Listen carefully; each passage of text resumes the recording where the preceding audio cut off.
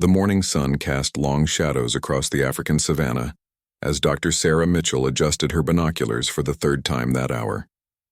She had been tracking the elephant herd for weeks, but today felt different. The matriarch, a magnificent female they had named Amara, was showing clear signs that her time was near. After 22 months of pregnancy, the longest gestation period of any land mammal, Amara was finally ready to bring new life into the world. Sarah's research team had been following this particular herd for over 5 years as part of a groundbreaking study on elephant reproduction and social behavior. What made Amara's pregnancy so special wasn't just the scientific opportunity it presented, but the remarkable circumstances surrounding it. Amara was one of the few remaining elephants of her subspecies, making every birth crucial for conservation efforts. The veterinarian noticed how the other females in the herd had formed a protective circle around Amara throughout the morning. This behavior, known as midwifery among elephants, was something Sarah had only read about in research papers. Witnessing it firsthand sent chills down her spine. The older females, led by Amara's own mother, Kessie, seemed to understand exactly what was happening and what needed to be done. As the day progressed, Amara became increasingly restless. She would stop walking every few minutes, swaying gently from side to side while the other elephants maintained their vigilant watch. Sarah's assistant, James, whispered excitedly into his radio, updating the main research camp about the developing situation. They had been waiting for this moment for months, knowing that documenting an elephant birth in the wild was incredibly rare. The herd had chosen a spot near a watering hole, surrounded by acacia trees that provided both shade and protection. It was the perfect location for what was about to unfold. Sarah noticed how the elephants had positioned themselves strategically, with the younger members of the herd keeping watch at the perimeter, while the experienced mother stayed close to Amara. Around midday, Amara's labor began in earnest. The massive elephant lowered herself slowly to the ground, her breathing becoming more labored. What struck Sarah most was the absolute silence that fell over the herd.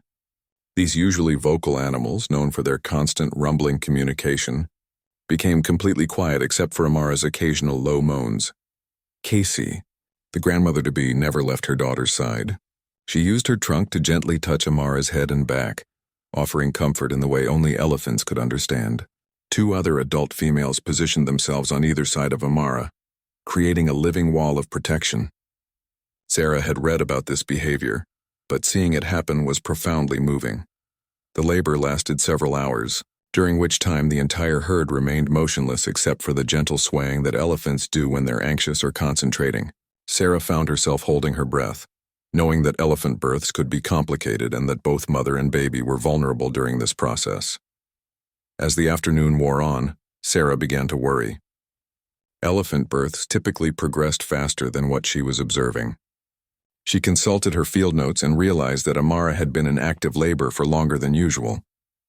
The concern was evident on the faces of her research team, but they knew they could only observe and document. Interfering with wild animals during such a critical moment could be disastrous. Then, just as the sun began its descent toward the horizon, something changed. Amara let out a deep, resonant call that seemed to vibrate through the ground itself. The other elephants responded immediately, their own voices joining hers in what could only be described as an ancient song of encouragement and support. What happened next would be etched in Sarah's memory forever. The baby elephant emerged into the world with a rush, landing on the soft earth beneath its mother. But instead of the usual immediate movement that healthy newborns display, the tiny elephant lay completely still. Sarah's heart sank as she realized something was wrong. The baby wasn't breathing. Amara struggled to her feet, her massive body moving with surprising grace despite her exhaustion. She immediately began trying to stimulate her newborn with her trunk, gently prodding and caressing the tiny form. The other elephants gathered closer, their trunks extended toward the motionless baby as if willing it to life. Minutes passed that felt like hours. Sarah had witnessed animal births before, and she knew that time was critical. Without intervention, the baby would not survive. But this was the wild, and the rules of non-interference were sacred in their research protocols. All they could do was watch and hope that nature would find a way. Kessie stepped forward and began working alongside her daughter, both elephants using their trunks to massage and stimulate the newborn. The grandmother's experience was evident in her methodical approach, touching specific points on the baby's body that seemed to follow some instinctual knowledge passed down through generations. The entire herd began to hum, a low-frequency sound that Sarah could feel in her bones. This was elephant communication at its most primal level, frequencies so low that humans could barely detect them. The sound seemed to envelop the newborn, creating a cocoon of vibration and warmth. Sarah watched through her binoculars, barely breathing herself, as Amara continued her desperate attempts to revive her baby. The mother's intelligence was remarkable, as she seemed to understand exactly what needed to be done. She positioned herself to shield the newborn from the wind, creating a microenvironment that would help maintain the baby's body temperature. As the minutes ticked by, Sarah began to lose hope. She had seen enough animal births to know when a situation was beyond recovery. The research team stood in solemn silence, documenting what appeared to be a tragedy unfolding in real time. This was the harsh reality of nature that wildlife researchers had to face regularly. But then, just when all seemed lost, something extraordinary began to happen. The baby's tiny trunk twitched, barely perceptible at first. Amara noticed immediately, increasing her efforts with renewed vigor. The humming from the herd grew louder, more intense, as if they too sensed the shift in the situation. What Sarah witnessed next would challenge everything she thought she knew about elephant behavior and intelligence. The tiny trunk movement was followed by a shudder that ran through the baby elephant's entire body. Sarah gripped her binoculars tighter, hardly daring to believe what she was seeing. Amara seemed to sense the change immediately and adjusted her position, using her massive head to create more shelter around her newborn while continuing the gentle trunk massage that had been going on for nearly 10 minutes. What happened next defied everything Sarah had learned about elephant behavior in her 15 years of field research. Kessie, the experienced grandmother, began making a series of specific movements that seemed almost ritualistic. She would touch certain points on the baby's body with her trunk tip, then step back and emit a low rumble, then return to touch different areas. It was as if she was following an ancient protocol passed down through generations of elephant mothers. The other females in the herd began to position themselves in a precise pattern around the mother and baby. Sarah realized they were creating a wind barrier, using their massive bodies to control airflow and temperature in the immediate area around the newborn. The level of coordination was astounding, each elephant knowing exactly where to stand without any apparent communication. Then something truly remarkable happened.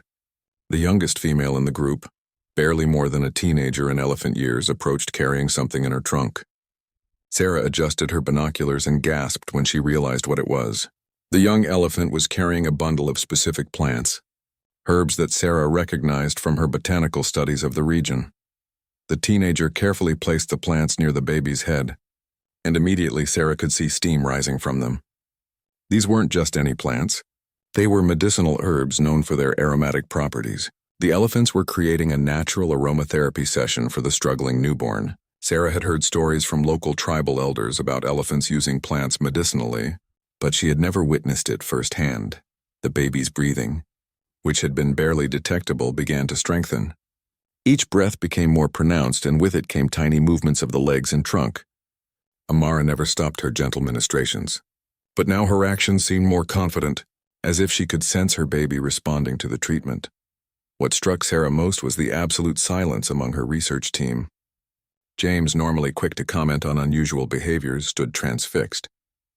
Their local guide, an elderly man named Django, who had been born in these lands, was openly weeping. When Sarah looked at him questioningly, he whispered in broken English, "The elephants, they remember the old ways. My grandmother told me stories, but I never believed until now." The coordinated effort continued for another 20 minutes. Each elephant in the herd seemed to have a specific role, from the sentries keeping watch for predators to the elders directing the healing process. Sarah began to understand that she wasn't just witnessing an emergency response. She was observing a sophisticated medical intervention that had been refined over thousands of years of elephant evolution. As the baby's movements became stronger, Amara began encouraging it to stand. This was crucial, as elephant calves need to nurse within their first few hours of life to receive vital antibodies. The mother used her trunk and front leg to help support the wobbly newborn as it attempted to find its footing on uncertain legs. The first attempt failed, and the baby collapsed back to the ground. But instead of discouragement, this seemed to energize the entire herd. The humming intensified, and several elephants moved closer, creating an even tighter circle of support. Sarah realized they were not just protecting the baby from external threats.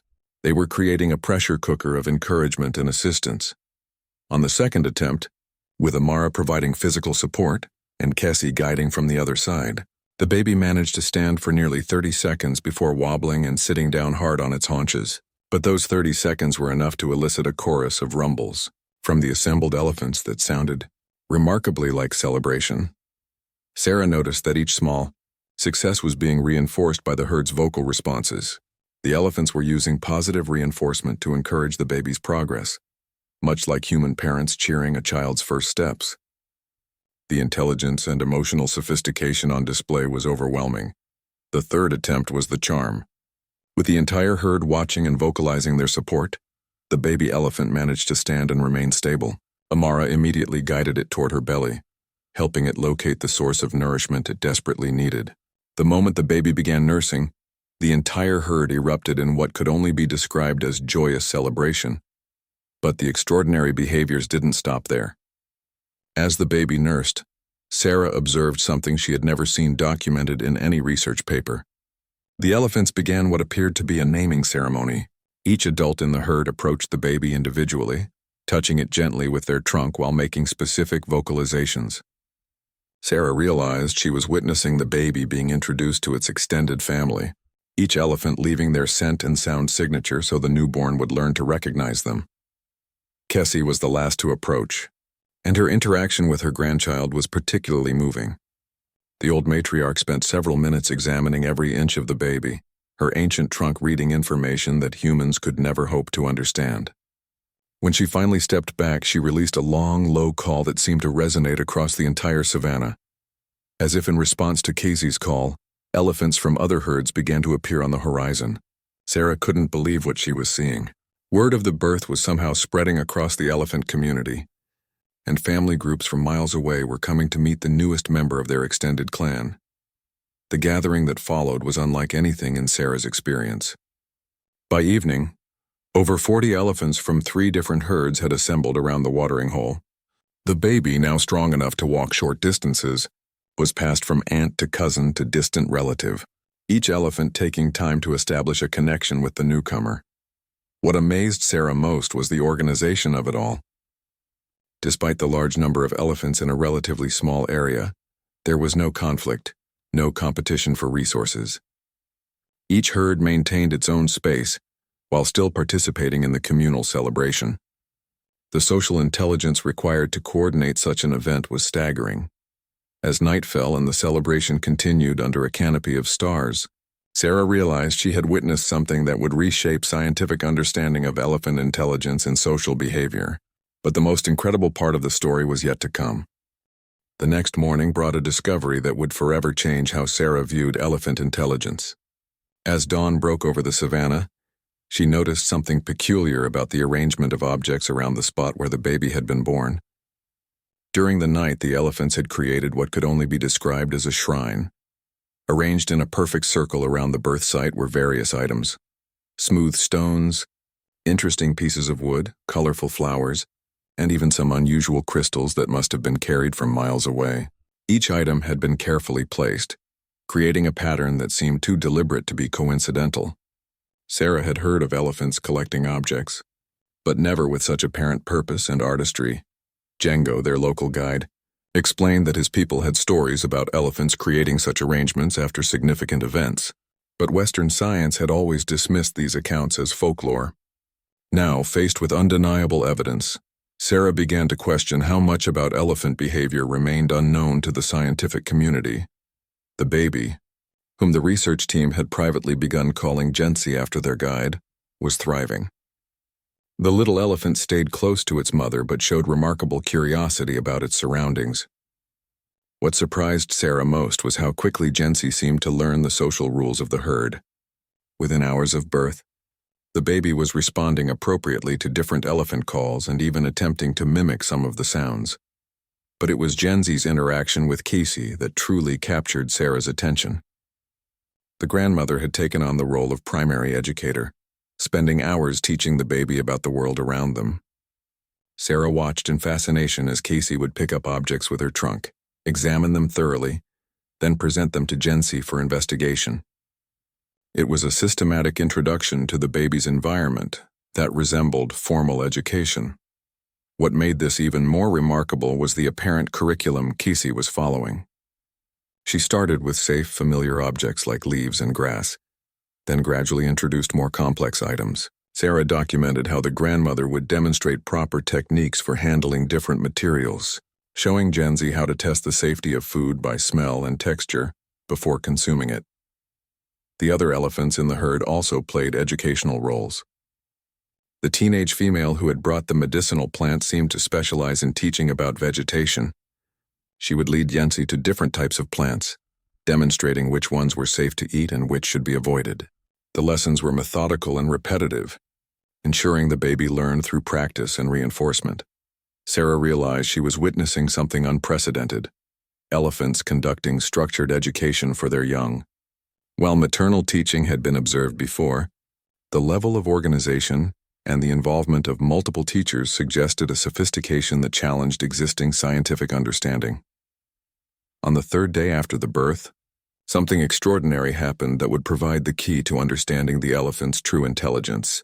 Sarah was documenting feeding behaviors when she noticed unusual activity at the edge of the watering hole.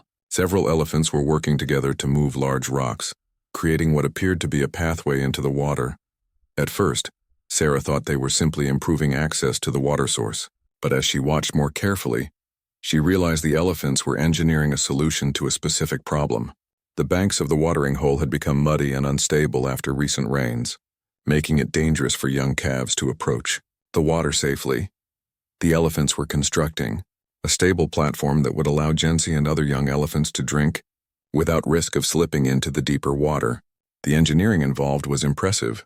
They had identified the problem, developed a solution, and were implementing it through coordinated teamwork. Cassie directed the operation with the precision of an experienced foreman. She would examine each rock before allowing it to be placed, testing its stability by pressing down with her enormous weight. If a rock didn't meet her standards, she would signal for it to be removed and replaced with a better option. The construction project took most of the day, but the result was remarkable. When finished, the elephants had created a graduated stone pathway that led safely into the water, with different levels appropriate for elephants of various sizes. Jency was the first to test the new construction, carefully following Kessie's guidance as they approached the water together. But the engineering feat was just the beginning. As Sarah continued her observations, she noticed that the elephants were also modifying the surrounding area to create what could only be described as a nursery environment. They had cleared away thorny bushes that could injure a young calf, created shaded areas using strategically positioned branches, and even diverted a small stream to create a shallow pool perfect for baby elephants to splash and play. The level of environmental modification was unlike anything Sarah had seen in her years of wildlife research. These elephants weren't just adapting to their environment, they were actively reshaping it to meet their needs. The implications for understanding elephant intelligence were staggering. What made the situation even more remarkable was the discovery that this wasn't the first time these elephants had undertaken such projects. Django led Sarah to other locations where his people had observed similar constructions. Each site showed evidence of deliberate elephant engineering: stone pathways, modified water sources, cleared areas that served as gathering places for multiple herds. Sarah began to realize that the elephants in this region were practicing a form of environmental engineering that had been going on for generations. They were creating and maintaining infrastructure that served their community's needs, passing down both the knowledge and the actual physical improvements from one generation to the next. The most stunning revelation came when Sarah discovered a series of cave paintings created by the local people over hundreds of years. The paintings clearly showed elephants engaged in construction activities, working together to move stones and modify landscapes. What the scientific community had dismissed as primitive anthropomorphism was actually accurate documentation of sophisticated elephant behavior. As the week progressed, Sarah documented increasingly complex behaviors. The elephants had established what appeared to be different functional areas around their water source: feeding zones, resting areas, play spaces for the young, and even what seemed to be designated spots for social gatherings. The organization rivaled that of human settlements. Jency was learning to navigate this complex social and physical environment with remarkable speed. The baby had already mastered the stone pathway and was beginning to explore the various zones under careful supervision. What impressed Sarah most was how the baby seemed to understand the different rules that applied to each area. But perhaps the most amazing discovery was yet to come. On the 7th day after Jency's birth, Sarah would witness something that would challenge everything scientists thought they knew about animal communication and memory. The discovery began with what seemed like a simple evening gathering. As the sun set on the 7th day, the elephant herd assembled in their designated social area, a circular clearing they had created by systematically removing vegetation over what appeared to be many years. But this wasn't their usual evening routine. Something different was happening. Kessie positioned herself at the center of the circle, with Amara and baby Jency beside her. The other elephants arranged themselves around the perimeter, creating concentric rings based on what Sarah realized was age and family relationship. The oldest elephants formed the inner ring, with progressively younger animals in the outer circles. The precision of the arrangement suggested this was a practice ceremony. What happened next left Sarah and her team speechless. Kessie began making a series of complex vocalizations, sounds that ranged from deep rumbles to higher-pitched calls. But these weren't random elephant sounds. There was a clear pattern, a rhythm and structure that resembled language more than simple animal communication. James, who had studied animal acoustics, whispered urgently into his recording equipment, "Sarah, these sound patterns are too complex to be coincidental. There's definitely syntax here, maybe even grammar." As Casey continued her vocalization, something even more remarkable happened. Other elephants began responding at specific moments, their calls fitting into the pattern like a choir following a conductor.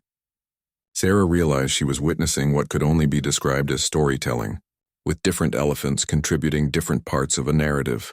The story, if that's what it was, continued for over an hour. Through her binoculars, Sarah could see that baby Jency was paying intense attention, its small ears constantly moving to catch every sound. This wasn't just entertainment. It was education.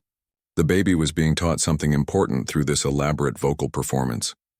Django, who had been listening with growing excitement, suddenly grabbed Sarah's arm. "Dr. Mitchell," he whispered, "my grandmother told me about this. She said the elephants tell stories to their babies about the history of their people, about where water can be found during droughts, about dangerous places to avoid. She said they pass down knowledge through songs that can last all night." As if to confirm Django's words, the elephant storytelling continued deep into the night. Sarah's team took turns monitoring and recording, documenting what appeared to be an oral tradition as sophisticated as any human culture. The implications were revolutionary. If elephants were indeed passing down detailed information through structured narratives, it meant their intelligence was far greater than anyone had imagined. But the revelations weren't finished. As the storytelling session reached what seemed to be its climax, Casey approached the shrine that had been created around Jency's birth site. She picked up one of the stones with her trunk and carried it to the center of the circle. What she did next defied belief. Using her trunk with incredible precision, Casey began arranging smaller stones around the larger one, in patterns that clearly represented something. Sarah watched through her night vision equipment as the elderly elephant created what could only be described as a map. Different arrangements of stones seemed to represent different landmarks, water sources, feeding areas, safe passages through difficult terrain. Other elephants contributed to the map, each adding elements that apparently represented locations or features they knew. The collaborative cartography session lasted for hours, with elephants adjusting and refining the stone arrangements until they achieved what seemed to be consensus about accuracy. When the map was complete, Kessie led baby Jency through it, using her trunk to touch different stone configurations while making specific vocalizations. Sarah realized the baby was being taught to associate sounds with places, learning a sophisticated geographical language that would help it navigate the vast African landscape throughout its life. The complexity of what Sarah was witnessing overwhelmed her scientific training. She had been studying animal behavior for decades, but nothing had prepared her for evidence of such advanced cognitive abilities. These elephants were demonstrating abstract thinking, collaborative problem-solving, and cultural transmission of knowledge that rivaled human societies. As dawn approached, the elephants began dismantling their stone map, but not randomly. Each elephant carefully returned stones to specific locations, and Sarah realized they were preserving the information by encoding it in the physical arrangement of their environment. The entire landscape around the watering hole was actually a vast library of information, with different stone arrangements, plant configurations, and pathway designs serving as a permanent record of accumulated knowledge.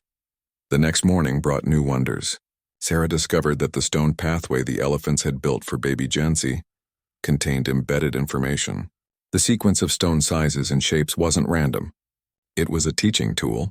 As young elephants learned to navigate the pathway, they were simultaneously learning to recognize patterns and sequences that would help them understand more complex information later in life. Jency's progress along the pathway was carefully monitored by multiple adults. Sarah documented how different elephants would demonstrate various techniques for testing stone stability, teaching the baby to read environmental cues that would be crucial for survival. The education was comprehensive, covering everything from basic motor skills to complex environmental interpretation. But perhaps most remarkable was what happened when a neighboring herd arrived for their weekly visit to the watering hole. Instead of the casual social interaction Sarah expected, she witnessed what could only be described as an information exchange. Representatives from each herd engaged in elaborate vocal performances, sharing what appeared to be updates about conditions in their respective territories. The visiting elephants examined the various stone arrangements around the watering hole, making modifications that seemed to represent new information about seasonal changes, predator movements, or resource availability. Sarah realized she was observing a sophisticated communication network that connected elephant communities across vast distances. The implications of these discoveries were staggering. Sarah's team had documented evidence of elephants using symbolic representation, engaging in collaborative mapping, maintaining information networks, and conducting structured education for their young. These behaviors suggested cognitive abilities that challenged fundamental assumptions about animal intelligence. As she prepared her field notes that evening, Sarah knew her observations would revolutionize scientific understanding of elephant cognition, but she also realized that what she had witnessed was probably just the tip of the iceberg. If elephants possessed such sophisticated intellectual abilities, what other secrets might they be keeping? The answer to that question would come sooner than she expected, in a way that would test everything she thought she knew about the relationship between humans and the natural world. On the 10th day after Jency's birth, Sarah was awakened before dawn by unusual sounds coming from the elephant gathering area. As she emerged from her tent, she could see the herd arranged in what appeared to be an agitated formation. Their body language suggested urgency but not panic. Something important was happening. Through her binoculars, Sarah observed Casey at the center of the group, making rapid hand gestures with her trunk while vocalizing in short, sharp bursts. The other elephants were responding immediately to her signals, moving with purpose toward different areas around the watering hole. Sarah had seen elephants coordinate before, but never with this level of precision and speed. James rushed to her side with the acoustic monitoring equipment. "Sarah, you need to hear this," he said, adjusting the headphones. "The frequency patterns are unlike anything we've recorded. They're using infrasound in ways that suggest long-distance communication. I think they're talking to elephants who aren't even here." The revelation hit Sarah like a lightning bolt. The elephants weren't just responding to immediate circumstances. They were coordinating with other herds across the region. The infrasonic calls, too low for human ears to detect without equipment, were carrying messages across distances that could span dozens of miles. As the morning progressed, the purpose of the coordination became clear. Elephants began arriving from all directions, but these weren't casual visitors. Each new group brought specific materials: medicinal plants, particular types of stones, even mud with unusual mineral content. Sarah realized she was witnessing the assembly of a massive collaborative project. Under Casey's direction, the arriving elephants began constructing something unprecedented. Using the stone-moving techniques Sarah had observed earlier, but on a much larger scale, they were building what could only be described as a monument. The structure rose from the ground in carefully planned layers, each stone placed with deliberate precision. But this wasn't just construction. It was engineering that demonstrated understanding of advanced principles. The elephants were creating a structure that would channel rainwater into underground reservoirs they had excavated. They were building water storage and distribution systems that would serve the needs of multiple herds during dry seasons. The complexity of the project was breathtaking. Different groups of elephants worked on different aspects simultaneously. Some excavated channels with mathematical precision. Others selected and positioned stones based on size and shape requirements, while still others prepared natural mortars using mud and plant materials that would bind the construction together. Baby Jency was given a role in the construction that perfectly suited its size and abilities. Under careful supervision, the little elephant was taught to carry small stones and place them in designated locations.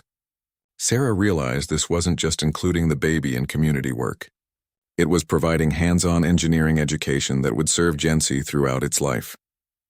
What amazed Sarah most was the collaborative decision-making process. When disagreements arose about technical aspects of the construction, the elephants would gather in small groups, examine the problem area, and engage in what appeared to be detailed discussions using their complex vocal patterns. Consensus was reached through what seemed to be democratic deliberation rather than dominance by the strongest individuals. The construction project revealed organizational abilities that Sarah had never imagined possible in non-human animals. The elephants had divided themselves into specialized work crews, excavation teams, materials transport groups, quality control inspectors, and even what appeared to be architects who would periodically examine the overall progress and make adjustments to the plan. Django had been watching the construction with growing amazement. "Dr. Mitchell," he said, "my people have stories about times when the rains failed for many years. The stories say that elephants saved our ancestors by showing them where water was hidden underground. I always thought they were just legends, but now I'm seeing how it could be true." As if to confirm Django's insight, Sarah noticed that the elephant construction was taking place at locations where her geological training told her underground water sources were most likely to exist. The elephants weren't just building randomly. They were applying sophisticated knowledge of hydrology and geology that had been accumulated over generations. The precision of their water management techniques was remarkable. The elephants had created a system of channels and reservoirs that would capture rainwater runoff, filter it through layers of sand and gravel they had carefully arranged, and store it in underground chambers lined with clay that would prevent evaporation and contamination. But the engineering marvels weren't limited to water management. Sarah discovered that the elephants were also constructing what appeared to be communication networks. Strategic stone arrangements were being built at elevated locations that would serve as relay points for long-distance infrasonic communication, effectively creating an elephant telephone system that could connect communities across hundreds of miles. The implications of these discoveries were staggering. The elephants weren't just intelligent. They were practicing a form of environmental engineering that demonstrated planning abilities extending far into the future. They were literally reshaping their landscape to ensure survival during challenging times. And they were doing it through coordinated efforts that involved multiple communities working toward common goals. As the construction project neared completion after 3 days of intensive work, Sarah witnessed something that would forever change her understanding of the relationship between elephants and their environment. The elephants began a ceremony that appeared to be dedicating their new infrastructure to future generations. Led by Casey, the entire assembly of elephants created a formation around the completed water management system. Each elephant, starting with the youngest and proceeding through to the elders, touched specific parts of the construction while making vocalizations that seemed to encode information about its purpose and maintenance requirements. Baby Jency's participation in this ceremony was particularly moving. Guided by its grandmother, the tiny elephant touched each major component of the system while Casey made corresponding sounds. Sarah realized she was witnessing the transfer of engineering knowledge from one generation to the next, ensuring that the technical information required to maintain and expand the system would not be lost. The ceremony concluded with what could only be described as a test run of the entire system. Using water they had stored for the purpose, the elephants demonstrated how their construction would function during the rainy season. Water flowed through the channels exactly as designed, filling the underground reservoirs and emerging at distribution, points that would allow easy access for elephants of all sizes. The success of the demonstration triggered a celebration that lasted well into the evening. But Sarah knew that what she had witnessed was far more than successful engineering. She had documented evidence of elephants engaging in multi-generational planning, collaborative construction, and knowledge transfer systems that rivaled human civilization in their sophistication. As she prepared her research notes that night, Sarah realized she was facing a profound ethical dilemma. The elephants had revealed capabilities that would force science to completely reconsider the nature of animal intelligence. But more importantly, they had demonstrated that they were managing their environment with wisdom and foresight that put human conservation efforts to shame. The question now was what she would do with this knowledge, and how it might change the future relationship between humans and one of the planet's most remarkable species. 3 months after witnessing the incredible engineering project, Sarah faced a decision that would define her entire career.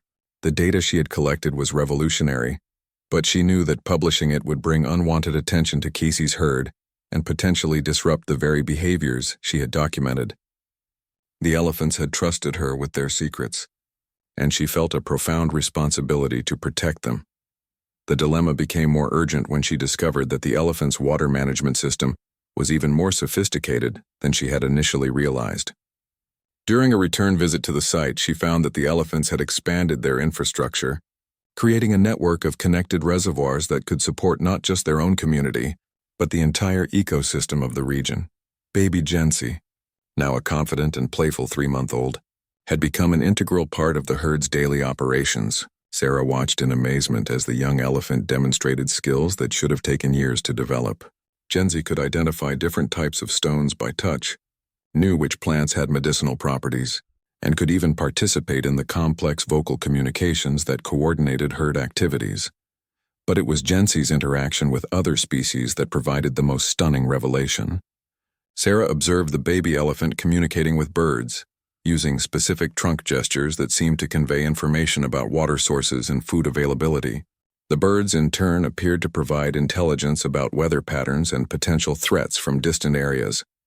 This interspecies communication network extended far beyond birds. Sarah documented elephants exchanging information with primates, various ungulates, and even reptiles. The elephants were serving as information brokers in a vast biological network that connected virtually every animal species in the region. They were literally the wise elders of an entire ecosystem. The implications were staggering. The elephants weren't just intelligent animals. They were keystone species whose cognitive abilities made them essential managers of their entire ecosystem. Their engineering projects provided benefits for countless other species, and their communication networks served as an early warning system for environmental changes that affected the entire region.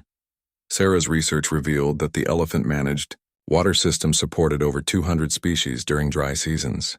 The strategic placement of their constructions created microclimates that allowed vegetation to thrive, which in turn supported herbivore populations that formed the base of the entire food web.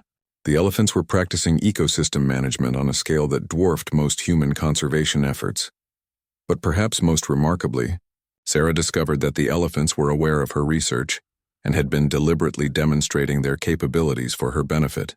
During her final week of observation, Cassie approached Sarah's observation post directly, something that had never happened before. The elderly matriarch stood just 20 feet away, making eye contact and vocalizing softly. Through her headphones, Sarah could hear that Cassie's vocalizations contained familiar patterns, sounds that matched recordings of human speech. The elephant was attempting to communicate in Sarah's language, demonstrating an understanding of interspecies communication that transcended anything previously documented in scientific literature. The moment was interrupted by Jency, who approached with remarkable boldness for such a young elephant. The baby carried something in its trunk, a carefully woven bundle of grasses and flowers that it placed at Sarah's feet, before retreating to its grandmother's side. Sarah realized she had just received a gift, a gesture of friendship and trust that brought tears to her eyes. That evening, as Sarah prepared to leave the research site for the final time, she witnessed one last extraordinary demonstration of elephant intelligence. The entire herd gathered in their ceremonial circle, but this time they were joined by representatives from every major species in the region. Birds perched on elephant backs, primates sat in organized groups around the perimeter, and various ungulates arranged themselves in patterns that clearly followed some understood protocol. What followed was unlike anything Sarah had ever witnessed. Each species contributed to what appeared to be a massive environmental status report, with different animals providing information about conditions in their particular habitats and territories. The elephants served as facilitators and translators, helping coordinate communication between species that would normally have no way to share complex information. Sarah realized she was witnessing a biological parliament, a gathering of representatives from across the ecosystem, who met regularly to share information and coordinate responses to environmental challenges. The elephants weren't just participants. They were the organizers and leaders of this interspecies cooperation network. The meeting lasted through the night, with different species presenting what appeared to be detailed reports about resource availability, population changes, and environmental threats. Sarah documented vocalizations, gestures, and behavioral patterns that suggested a level of organization and communication that challenged fundamental assumptions about animal cognition and social organization. As dawn broke, the gathering concluded with what could only be described as a ceremony honoring Sarah's departure. Led by Casey, each species group approached her observation post offering gifts of natural objects, interesting stones, beautiful feathers, unusual seeds, and aromatic flowers. Sarah understood that she was being formally acknowledged as a friend and ally by the entire animal community of the region.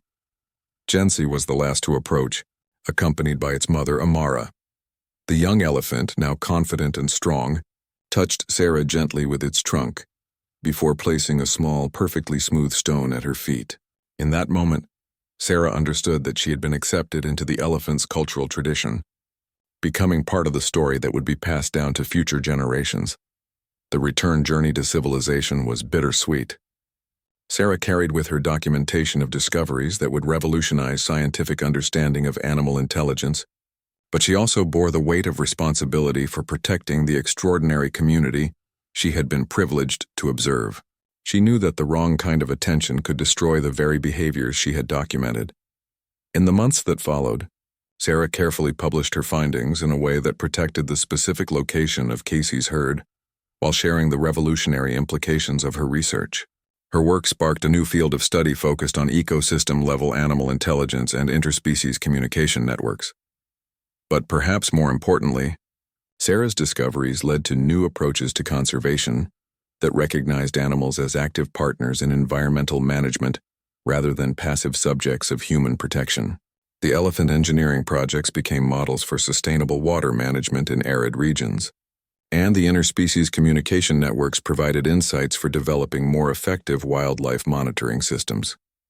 Years later, Sarah returned to visit Casey's herd, now led by Amara as the new matriarch. Jensi had grown into a confident young adult, already teaching the next generation of elephants about their sophisticated traditions. The water management systems had been expanded and refined, now supporting an even larger network of communities across the region. When Sarah approached their gathering area, she was amazed to discover that her visit had been anticipated. A small stone monument had been constructed near the original birth site, and Sarah recognized her own gift stone incorporated into its design. The elephants had not forgotten her, and they had preserved her memory in their permanent cultural landscape. As she watched Jensi teaching a new baby elephant to navigate the stone pathways, Sarah realized that she had witnessed something far more profound than remarkable animal behavior. She had been privileged to observe the workings of a non-human civilization, complete with engineering, education, cultural traditions, and democratic governance systems that had been refined over thousands of years. The baby elephant's successful birth had opened a window into a world of intelligence and cooperation that existed parallel to human civilization, reminding Sarah that wisdom and sophisticated culture were not exclusively human achievements. In the end, the most incredible thing that happened after the rare pregnant elephant delivered her baby was the revelation that humans were not alone in their capacity for complex thought, collaborative problem-solving, and caring stewardship of the natural world.